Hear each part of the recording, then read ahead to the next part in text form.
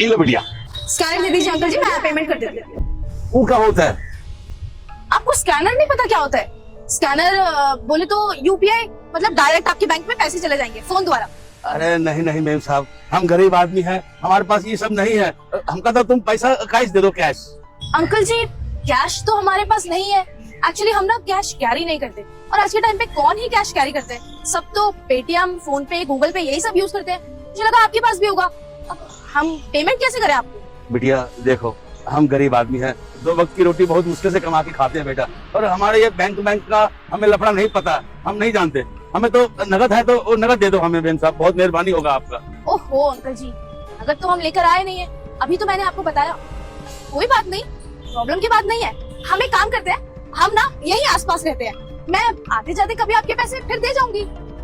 2 plate के 40 रुपए तो हुए। कोई बात नहीं बिटिया, तुम खा लो। जब तुम कल आओगे ना तो हमारे पैसे हमें दे देना, कोई बात नहीं। ठीक है अंकल जी, हम आते जाते आपके पैसे आपको दे जाएंगे। चलिए। ठीक है बिटिया। ये लो अंकल जी इनके पैसे। बेटा इनके पैसे तुम कहाँ दे दो? कोई बात नहीं, आप रख लो। सुजीत, तुम मेरा पीछा छोड़ क्यों नहीं रहे हो? तुम्हें समझ नहीं आता क्या कि अब हमारा रिलेशन और नहीं चल सकता? हम दोनों अलग हो चुके हैं, तुम इस बात को समझते क्यों नहीं हो? दोनों जितना जल्दी एक दूसरे को भूल जाए, हम दोनों के लिए बेटर उतना ही होगा। देखो हम कोई पीछा नहीं कर रहे हैं तुम्हारा, मैं तो बस जा रहा था ऑफिस के लिए, तुमने देख लिया तुम्हें, तुम परेशान थे वहाँ पे, मैंने आके बस हेल्प कर दिया। दूसरे के लिए खड़े होते थे, एक दूसरे का केयर करते थे, तो क्या हो गया? अगर तुम्हारी जरूरत पड़ी और हम खड़े हो गए तो इसमें कोई बड़ी बात नहीं है। तुम्हारे नजर में अगर हमारा रिश्ता कुछ है ही नहीं तब तो कोई बात ही नहीं है। हमें देखना अच्छा नहीं लगा, तुम कुछ खाने के लिए लिखो और तुम कैश नहीं दे पाई।